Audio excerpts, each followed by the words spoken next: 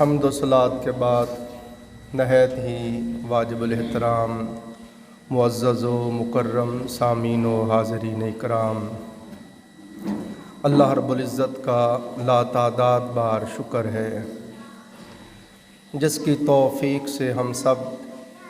نماز جمعہ کے لیے حاضر ہیں۔ اللہ پاک ہماری حاضری کو اپنی بارگاہ اقدس میں قبول فرمائے۔ اس حاضری کو اللہ پاک ہم سب کے لیے ذریعہ نجات کفارہ سیئات بنائے۔ عزیزان محترم، میں نے اللہ پاک کی توفیق سے 25 سال ہو گئے حضور سیدنا غوث العظم شیخ عبد القادر جیلانی رحمہ اللہ تعالی سرکار کا بڑا مفصلاً ذکر کیا۔ ہر اینگل سے، ہر اعتبار سے آپ کے پیدائش سے پہلے جس طرح اولیاء اللہ کو آپ کے بارے میں مکشوفات ہوئے، آپ کی ولادت کے وقت جو برکات کا ظہور ہوا، آپ کے بچپن کی کرامات، آپ کا علم، آپ کا تعلم، آپ کے فتاوی اور آپ کے مجاہدات، عبادات، پھر اس کے بعد آپ کی کرامات، یہ ساری چیزوں کو میں نے اللہ پاک کی توفیق سے مفصلاً بیان کیا ہے، اور یوٹیوب کے اوپر یہ سارے خطاب موجود ہیں۔ اب میں نے یہ موضوع شروع کیا کہ عرس کیا ہے اور عرس کیسے منانا چاہیے۔ تو جب اس کو بیان کرنے لگا تو اس میں موضوع نیا داخل ہو گیا کہ عرس کن کا ہوتا ہے۔ جن لوگوں کا عرس ہوتا ہے ان کی پھر زندگی کیسے ہوتی ہے، ان کی موت کیسے ہوتی ہے، ان کی روح کو کس طرح تکریم، تعظیم اور شان کے ساتھ بارگاہ رب العزت میں لے جایا جاتا ہے، قبر میں ان کے ساتھ کیا معاملہ ہوتا ہے۔ تو یہ ساری چیزیں درمیان میں داخل ہو گئیں، تو میں نے چاہا کہ اس کو ہم پڑھیں، یہ بات ہمیں سمجھ آ جائے گی کہ عرس کن کا ہوتا ہے۔ پھر اس کے بعد ہم فقط عرس پر آ جائیں گے، عرس کیا ہے اور عرس کیسے منانا چاہیے۔ تو آج ہم پچھلے جمعۃ المبارک کے موقع پر جو ہم نے گفتگو کی تھی، میں نے عرض کیا آپ کی خدمت میں کہ جو لوگ اللہ رب العزت کے برگزیدہ بندے ہوتے ہیں، متقین ہوتے ہیں، صالحین ہوتے ہیں، ان کی موت کا جب وقت آتا ہے تو ایک تو ہم نے پڑھا انہیں موت کی تکلیف بالکل نہیں ہوتی، پھر ہم نے پڑھا کہ ان کو تکلیف کیوں ہو کہ موت کے وقت انہیں دیدار خدا بھی ہوتا ہے، دیدار مصطفیٰ بھی ہوتا ہے۔ وہ ان دونوں حسنوں میں کھویا ہوا ہوتا ہے اور اسے پتہ بھی نہیں چلتا، اور اس کی روح جسم سے پرواز کر جاتی ہے۔ اب اس سے آگے ہم پڑھ رہے ہیں، یہ ایسا موضوع ہے، سچ بات ہے کہ یہ موضوع مجھے بہت محبوب ہے، میں نے کئی مرتبہ اس کو بیان کیا، اور جتنی بار بھی پڑھتا ہوں میرا جی کرتا ہے اسی کو بیان کرتا رہوں کہ اس سے فکر آخرت نصیب ہوتی ہے، غفلت سے بیدار ہونے کی توفیق نصیب ہوتی ہے، اللہ رب العزت کی یاد کی توفیق نصیب ہوتی ہے، موت کی تیاری، قبر کی تیاری کی فکر نصیب ہوتی ہے، اور اللہ رب العزت کے محبوب اور برگزیدہ بندوں کے راستے پر چلنے کی دل کے اندر امنگ پیدا ہوتی ہے۔ تو آپ سے بھی یہی کہتا ہوں، ہم سب علماء کو، مقررین، واعظین کو، ایک وقت تھا علماء یہ چیزیں بہت بیان کرتے تھے، اب تو دیکھتے ہی دیکھتے جہان ہی بدل گیا، رنگ ہی بدل گیا، بڑی بڑی محافل، بڑی بڑی مجالس ہوتی ہیں، مگر بھول کر بھی ان چیزوں کا کوئی ذکر نہیں کرتا، حالانکہ ان سے دل کے اندر خستگی پیدا ہوتی ہے، دل میں نرمی اور گداز پیدا ہوتا ہے، دل کو رقت اور زاری کی کیفیت نصیب ہوتی ہے، بندے کو خوف خدا، خشیت باری تعالیٰ کی نعمت سے بہرہ یاب کیا جاتا ہے۔ عزیزان محترم، وقت بہت تھوڑا ہے تو گفتگو کو شروع کر رہا ہوں۔ جیسا ہم نے پڑھا کہ مومن صالح جس نے ساری زندگی اللہ رب العزت کی تابع فرمانی میں گزاری، تقوی کے ساتھ گزاری، سارا قرآن پاک کا پڑھیں، قرآن پاک تقوی کے گرد گھومتا ہے۔ علماء فرماتے ہیں تقوی کیا ہے؟ الا ان اولیاء اللہ لا خوف علیہم ولا هم یحزنون، خبردار اللہ کے ولیوں کو نہ کوئی خوف ہوگا نہ کوئی غم ہوگا۔ یا اللہ وہ لوگ جنہیں قیامت کے دن نہ کوئی خوف ہوگا نہ کوئی غم ہوگا، بتا تو دے وہ کیسے ہوتے ہیں۔ فرما الذین آمنوا وکانوا یتقون، جو ایمان لائے اور تقوی اختیار کیا۔ لہم البشریٰ فی الحیات الدنیا وفی الآخرہ، ان کے لیے خوشخبری ہے دنیا میں بھی اور آخرت میں بھی۔ تو وہ لوگ جن کو اس دن نہ کوئی حزن ہوگا نہ کوئی ملال ہوگا نہ کوئی خوف ہوگا، اور دنیا آخرت میں ان کے لیے خوشخبری ہے۔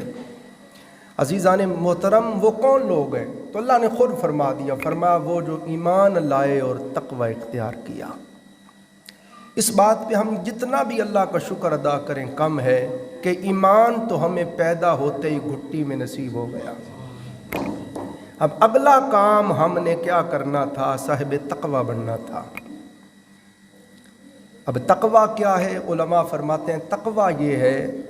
جو کچھ اللہ رب العزت نے اور اس کے محبوب صلی اللہ علیہ وآلہ وسلم نے کرنے کے لیے کہا ہے وہ کرے، اور جس سے منع رہنے کے لیے حکم دیا اس سے منع رہے، بس یہ تقوی ہے۔ اور عام سے عام ان پڑھ سے ان پڑھ بندہ بھی اللہ نے اس کو یہ شعور، یہ ادراک دیا ہے، جب بھی وہ کام کرنے لگتا ہے اس کے اندر سے آواز آتی ہے یہ کام صحیح نہیں ہے۔ سنیں نہ سنیں، مانے نہ مانے، آواز اندر سے ضرور آتی ہے۔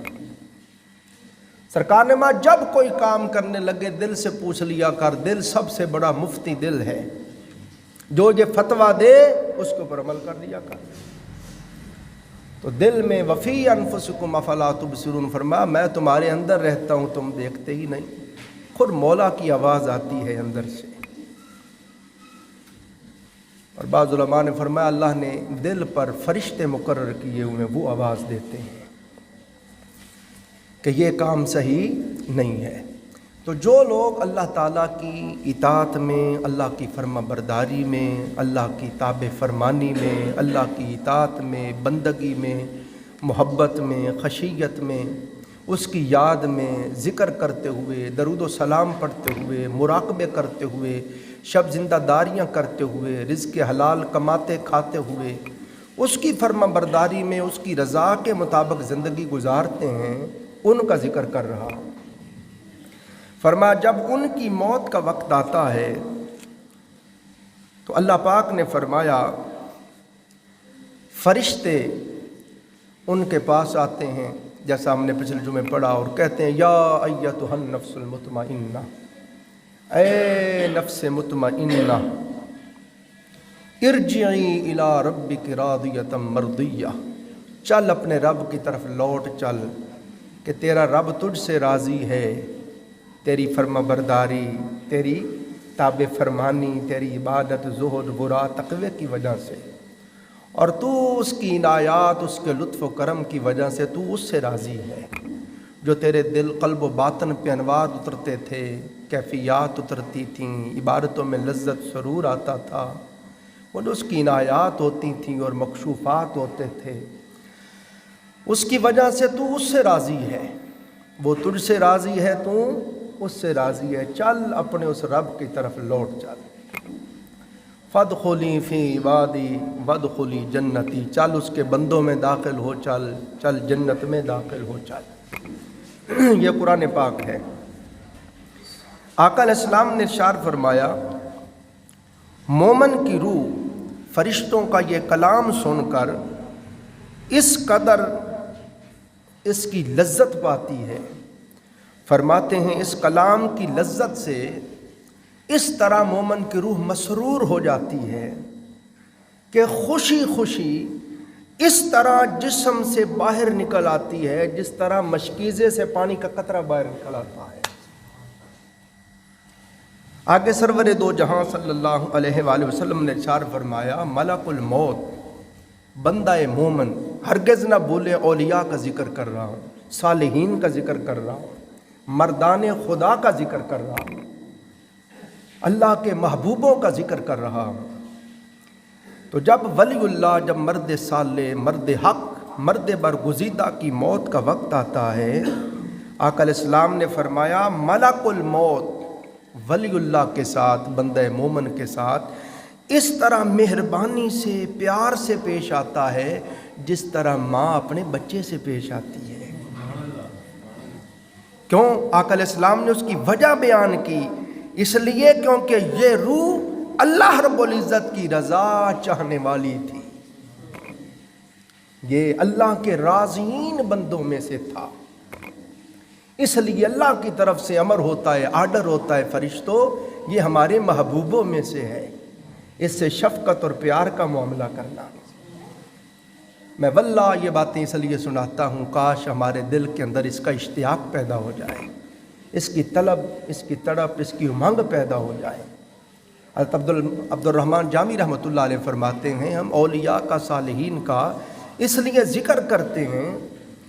ان کی عبادات کا، ان کے مجاہدات کا، ان کی ریاضات کا، ان کی کرامات کا اس لیے ذکر کرتے ہیں کہ سن کر دل کے اندر قوت ارادی پیدا ہوتی ہے، دل کے اندر اللہ تعالیٰ کی طرف سے یہ قوت پیدا ہوتی ہے کہ وہ ایسے تھے، میں ایسا کیوں نہ بنوں، انہوں نے ایسے ایسے عبادتیں کی، ریاضتیں کی، تقوی اختیار کی، یہ مقام پائے، میں کیوں نہ ایسا بنوں۔ تو فرماتے بندے کے اندر قوت ارادی پہ شوق پیدا ہوتا ہے بندے کے دل میں، اس لیے فرمایا، اور یہ سنت باری تعالیٰ ہے، اللہ تعالیٰ خود اپنے نبیوں کا ذکر قرآن پاک میں کرتا ہے، اور قصص الاولین مواعظ الآخرین، پہلوں کے قصے بعد والوں کے لیے نصیحت ہیں، اس لیے سنائے جاتے ہیں کہ بعد والے سن کر اسے نصیحت پکڑیں۔ پھر آقا علیہ السلام نے ارشاد فرمایا کہ ملک الموت بندہ مومن کے جسم سے روح کو اس طرح پیار سے نکالتا ہے، فرمایا جس طرح گوندے ہوئے آٹے سے بال کو آپ آرام سے کھینچ لیتے ہیں، ولی اللہ کو پتہ بھی نہیں چلتا۔ اور یہی نہیں، قربان جاؤں، میرے آقا نے فرمایا جب ولی اللہ کی روح اس کے جسم سے جدا ہو رہی ہوتی ہے، گردا گرد 500 نوری فرشتے ہیں، وہ کہتے ہیں سلام علیکم طبتم فادخلوها خالدین، فرماتے ہیں اے بندہ مومن تجھ پر سلام ہو، خوش ہو جا اور ہمیشہ رہنے کے لیے جنت میں داخل ہو جا۔ واہ واہ واہ، فرشتے سلام کہتے ہیں اور خوشخبری سناتے ہیں اور کہتے ہیں ہمیشہ ہمیشہ رہنے کے لیے جنت میں داخل ہو جا۔ تو ولی اللہ کی روح خوش ہو کے بھاگ کے پھر جسم سے نکلتی ہے۔ پھر آقا علیہ السلام نے ارشاد فرمایا کہ پھر جب روح جسم سے جدا ہوتی ہے، اب یہ ایک ایک بات میں بڑی محبت سے آپ کی خدمت میں عرض کر رہا ہوں، بڑے پیار سے اس کو دل کے نیا خانے میں لکھ کے لے جائیں، اور وقت واپسی تک یہ سبق بھولنا نہیں چاہیے۔ آقا علیہ السلام نے فرمایا جب روح جسم سے جدا ہوتی ہے تو روح جاتے ہوئے جسم کو کہتی ہے، اے جسم، اے مرد ولی کے جسم، اے مرد صالح کے جسم، اللہ تجھے جزائے خیر دے، تو کتنا اچھا آدمی تھا، اللہ کی فرما برداری میں، اللہ کی تابع فرمانی میں ہمیشہ جلدی کرتا تھا، تو نیکی کے کاموں میں کس قدر جلدی کرتا تھا، تجھے نیکی کے کاموں کی کس قدر حرص تھی،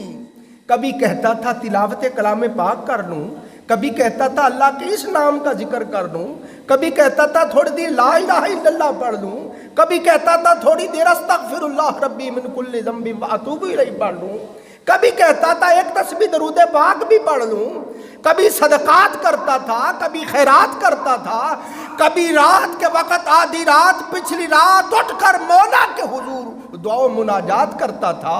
ہمہ وقت نیکیوں میں رہتا تھا، صالحیت میں رہتا تھا، بندگی میں رہتا تھا، اطاعت میں رہتا تھا، تقوی تلوے میں رہتا تھا، یاد مولا میں رہتا تھا۔ اے مرد مومن، اللہ تجھے جزائے خیر دے، تو کتنا اچھا تھا۔ آقا علیہ السلام نے فرمایا روح اس سے خوش ہوتی ہے اور کہتی ہے، واہ واہ، کہتی ہے تو خود بھی کامیاب ہو گیا اور مجھے بھی کامیاب کر دیا، تو خود بھی مولا کی رضا پا گیا اور مجھے بھی مولا کی رضا سے ہمکنار کر دیا۔ اور آقا علیہ السلام نے فرمایا پھر وہ روح کہتی ہے تو کتنا اچھا تھا، اللہ کی نافرمانیوں سے دور رہتا تھا، نافرمانیوں سے بچتا تھا، گناہوں سے بچتا تھا، ہمہ وقت تابع فرمانی میں رہتا تھا۔ اور فرماتے ہیں آقا علیہ السلام نے ارشاد فرمایا پھر آگے سے جسم بھی روح کو ایسے ہی کہتا ہے اللہ تجھے بھی جزائے خیر دے، تو بھی میری کتنی اچھی رفیق تھی، کتنی اچھی ساتھی تھی۔ یہ دوستو جب موت کا وقت آتا ہے اس وقت روح جسم سے کہتی ہے۔ پھر آقا علیہ السلام نے ارشاد فرمایا مومن کی موت کا جب وقت آتا ہے تو اللہ پاک فرشتوں سے فرماتا ہے، جیسا ہم نے پچھلے جمعے میں پڑھا 500 نوری فرشتوں کو اللہ پاک جلوس کی شکل میں بھیجتا ہے، اور اللہ پاک فرماتا ہے فرشتوں میرے محبوب بندے کے پاس جاؤ، میرے ولی کے، میرے دوست کے پاس جاؤ۔ اللہ پاک فرماتا ہے میں نے اسے آزمایا اور میں نے اس کو اپنا تابع فرمان بندہ پایا، اب تم میرے ولی کے پاس جاؤ، میرے دوست کے پاس جاؤ اور اس کو میرے پاس لے آؤ۔ میں نے اس سے امتحان لیا اور میں نے اسے اپنا دوست پایا، ہر آزمائش ہر امتحان میں میں نے اس کو کامیاب پایا، اب تم جاؤ میرے اس ولی اللہ کو لے کے آؤ۔ پھر آقا علیہ السلام نے فرمایا 500 فرشتے، نوری فرشتے جلوس کی شکل میں آتے ہیں، ہر ایک فرشتے کے ہاتھ میں گلدستہ ہوتا ہے، گلدستے کے اوپر آقا علیہ السلام نے فرمایا جڑ تو شاخ تو ایک ہی ہوتی ہے مگر اوپر مختلف 20 مختلف کلروں کے 20 پھول ہوتے ہیں، ہر پھول کا کلر ڈیزائن الگ ہوتا ہے، ہر پھول کی خوشبو الگ ہوتی ہے۔ ایک ہاتھ میں گلدستہ ہے اور آقا علیہ السلام نے فرمایا ہر فرشتے کے دوسرے ہاتھ میں آقا علیہ السلام نے فرمایا کستوری اور عنبر سے معطر و معمبر ایک ایک ریشمی رومال ہے، دوسرے ہاتھ میں ریشمی رومال ہیں جو کستوری اور عنبر کے ساتھ معطر اور معمبر ہیں۔ اور آقا علیہ السلام نے فرمایا پھر وہ آ جاتے ہیں، وہ 500 فرشتے ارد گرد ولی اللہ کے کھڑے ہو جاتے ہیں اور ملک الموت علیہ السلام اس کے سرہانے بیٹھ جاتے ہیں، بیٹھ کے اپنا وہ جو رومال ان کے پاس خوشبودار ہوتا ہے وہ اس کی چھوڑی کے نیچے بچھاتے ہیں، اوپر کستوری عنبر خوشبو رکھتے ہیں۔ ہاں جی، اور میں نے آپ کی خدمت میں عرض کیا آقا علیہ السلام نے ارشاد فرمایا یہ وہ لمحہ ہوتا ہے کہ بندے کی نگاہ سے سارے حجاب اٹھا دیے جاتے ہیں، سب نقاب پلٹ دیے جاتے ہیں۔ آقا علیہ السلام نے فرمایا اس کی نگاہوں کے سامنے جنت ہوتی ہے، جنت میں 7 آسمانوں سے اوپر جنت ہے، اور جنت میں علیین مقام ہے جہاں اولیاء کی ارواح جاتی ہیں۔ علیین میں جو اس کو ملنے والے محلات، باغات، انہار، حور و قصور، غلمان، جنت کی نعمتیں ساری اس کی آنکھوں کے سامنے ہوتی ہیں، اور فرشتے اس کے سامنے ذکر کرتے ہیں یا ایتھا النفس المطمئنہ خرجی الی صدر مخدود وطلح مندود وظل ممدود وماء مسکوب۔ یہ سورۃ الواقعہ ہے۔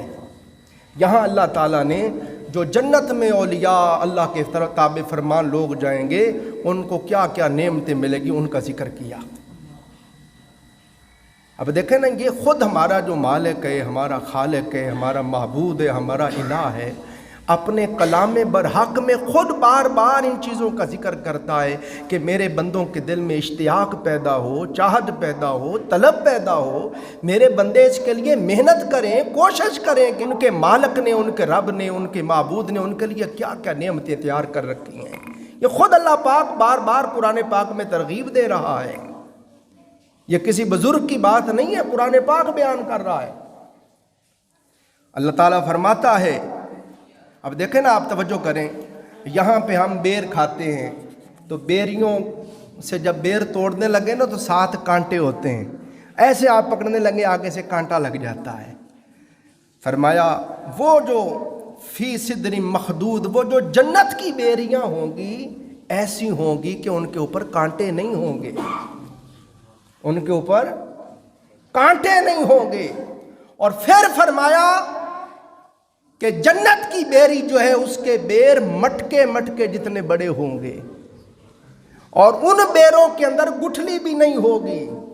اور آقا علیہ السلام نے فرمایا وہ مکھن سے زیادہ نرم ہوں گے، شہد سے زیادہ میٹھے ہوں گے، وہ ایسے بیر ہوں گے۔ اور پھر فرمایا کہ جب تم یہاں پھل کھاتے ہو تو یہاں پہ آپ کو پتہ ہے سب سے پہلے ہم دیکھتے جیب میں پیسے بھی ہیں کہ نہیں، پھر پیسے ہوں تو پھر بازار جاتے ہیں، یا آپ باغ میں بھی رہتے ہوں تو پھر آپ درخت کے اوپر چڑھیں گے، یا کوئی شاخ لٹکتی ہو تو پکڑ کے اتار لیں گے، یا پھر اونچی شاخیں ہوں تو سیڑھیوں کے اوپر لوگ چڑھتے ہیں، یا اوپر چڑھ کے جاتے ہیں، یا لمبے لمبے بانس آگے کٹر لگے ہوئے تو ان کے ساتھ کاٹ کے اتارتے ہیں، یا اب آج کل نئی سیڑھیاں آ گئی ہیں، ڈیجیٹل سیڑھیاں، ان کے اوپر چڑھ جاتے ہیں، پھر وہ لفٹ کی طرح اوپر لے کے جاتی ہیں، یہ طریقہ ہوتا ہے۔ مگر آقا علیہ السلام بیان کرتے ہوئے فرما رہے تھے، حضور نے فرمایا لوگو تم جنت میں ہوگے، جنت کے گھنے ساؤں کے نیچے ہوگے،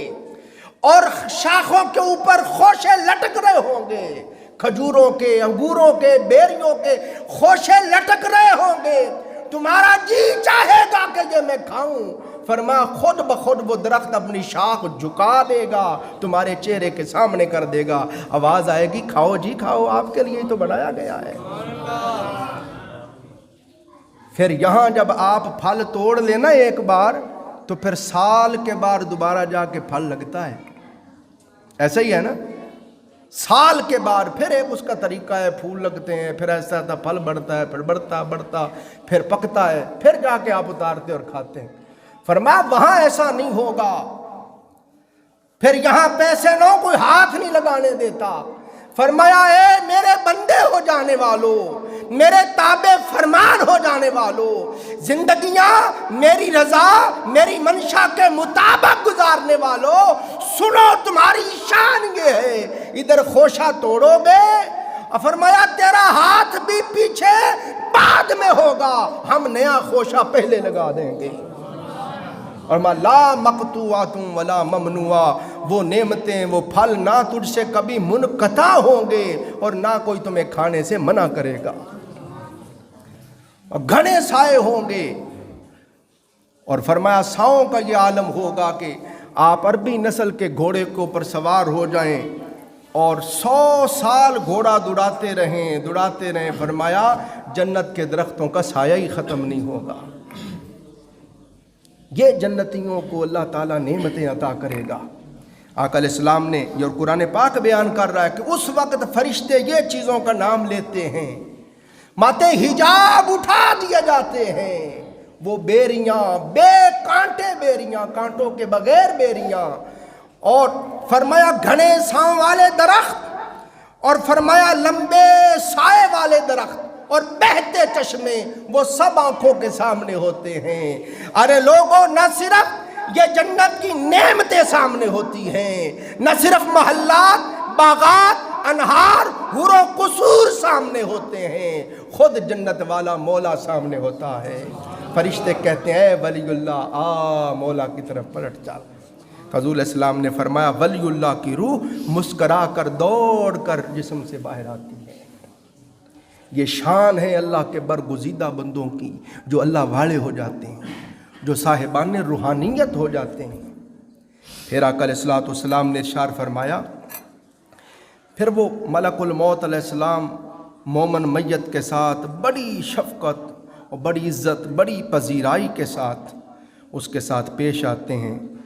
کیونکہ وہ اللہ رب العزت کا رضا جو دوست ہوتا ہے، اور اللہ تعالیٰ کی طرف سے اس کے ساتھ مہربانی اور شفقت کرنے کا امر اور آرڈر ہوتا ہے۔ پھر آقا علیہ السلام نے ارشاد فرمایا کہ وہ جو 500 فرشتے گرد گرد ہوتے ہیں، ملک الموت علیہ السلام پھر روح ان کے سپرد کر دیتے ہیں، پھر وہ خوشبودار جو ان کے پاس غلاف ہوتے ہیں جنتی، ان میں اس کو لپیٹ کر بڑی تعظیم اور تکریم کے ساتھ لے کر جلوس کی شکل میں ولی اللہ کو لے کے اوپر جاتے ہیں، جلوس کی شکل میں۔ تعظیم اور تکریم کے ساتھ۔ اب توجہ کریں، محبت کی بات ہے۔ آقا علیہ السلام نے ارشاد فرمایا جب ولی اللہ کو وہ لے کے جاتے ہیں تو آسمان کے پاس ولی اللہ کی روح پہنچتی ہے، تو آقا علیہ السلام نے فرمایا آسمان کا ماحول خوشبوؤں سے معطر ہو جاتا ہے، خوشبوؤں سے، فرمایا وہاں کا ماحول وہاں کی فضا خوشبوؤں سے معطر و معمبر ہو جاتی ہے۔ پہلے آسمان کے فرشتے پوچھتے ہیں ما ھذا روح طیب، فرشتے پوچھتے ہیں کیسی پاکیزہ روح ہے کہ خوشبوؤں کی لپٹیں آ رہی ہیں، یہ کیسا پاکیزہ مرد خدا ہے کہ اس کے آنے سے یہاں کا سارا ماحول ہی خوشبوؤں سے معطر معمبر منور روشن ہو گیا ہے۔ تو فرشتے آگے سے پھر بتاتے ہیں، وہ کہتے ہیں یہ معزز و مکرم انسان فلاں بن فلاں ہے، یہ اس کی روح اقدس ہے۔ آقا علیہ السلام نے فرمایا فوراً دروازے جنت آسمان کے کھول دیے جاتے ہیں، اور سرکار نے فرمایا پہلے آسمان کے تمام فرشتے جمع ہو کر ولی اللہ کا استقبال کرتے ہیں، اور وہ 500 فرشتے جو لے کے جا رہے تھے ان جلوس کے ساتھ پہلے آسمان کے سارے فرشتے شامل ہو جاتے ہیں، لاکھوں کروڑوں خربوں فرشتوں کے جلوس میں پھر ولی اللہ کو دوسرے آسمان تک لے جایا جاتا ہے۔ پھر آگے سے دوسرے آسمان والے فرشتے اسی طرح استقبال کرتے ہیں، وہ پھر تیسرے آسمان تک چھوڑ کے آتے ہیں، پھر اسی طرح چوتھے، پانچویں، چھٹے، ساتویں آسمان تک، اور یہاں تک میرے آقا نے فرمایا ولی اللہ کی یہ شان ہے، مرد برگزیدہ کی یہ شان ہے، اللہ کے تابع فرمان بندے کی یہ شان ہے کہ جبرائیل علیہ السلام 70,000 فرشتوں کا جلوس لے کے اس کا استقبال فرماتے ہیں۔ تم نے کیا سمجھا ہے جو اللہ والے ہو جائیں وہ ہمارے جیسے ہی ہوتے ہیں؟ آقا علیہ السلام نے ارشاد فرمایا پھر وہ 70,000 فرشتے جبرائیل علیہ السلام کے ساتھ مل کر ولی اللہ کا استقبال کرتے ہیں، اور وہ بھی اس کو بشارت دیتے ہیں، خوشخبری دیتے ہیں، کہتے ہیں خوشی ہے تیرے لیے، کامیاب ہو گیا۔ اور پھر آقا علیہ السلام نے ارشاد فرمایا وہ فرشتے اس کو اللہ رب العزت کے عرش عظیم تک لے کے جاتے ہیں، اللہ کے عرش پر پہنچ کر وہ جو فرشتے ہیں اللہ تعالیٰ کے سامنے سجدہ کرتے ہیں، اور ولی اللہ کی روح کو کہتے ہیں تو بھی سجدہ کر۔ ولی اللہ بھی اللہ کی دربار میں اللہ کے حضور اللہ کے سامنے سجدہ ریز ہو جاتا ہے، پھر سر سجدے سے اٹھاتے ہیں تو اللہ پاک خوش ہو کے فرماتا ہے میکائیل، حضرت میکائیل علیہ السلام کے پاس رجسٹر ہے جس میں جنتیوں کے نام لکھے ہوئے ہیں۔ اللہ پاک حضرت میکائیل علیہ السلام سے فرماتا ہے میکائیل یہ جو میرا محبوب برگزیدہ بندہ ہے، میرا ولی اللہ ہے، اس کا نام بھی اپنے رجسٹر میں لکھ لے،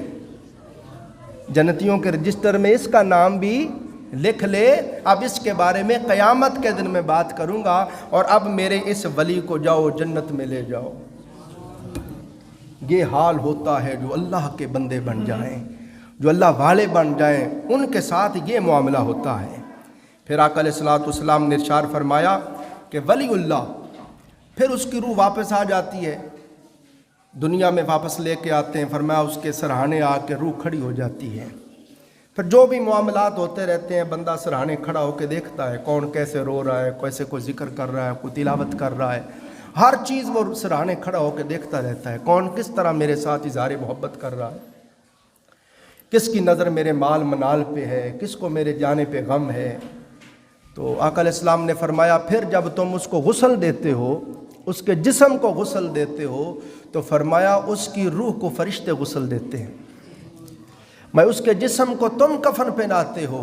روح کو فرشتے کفن پہناتے ہیں۔ پھر فرمایا جب ولی اللہ کا جنازہ لے کے تم چلتے ہو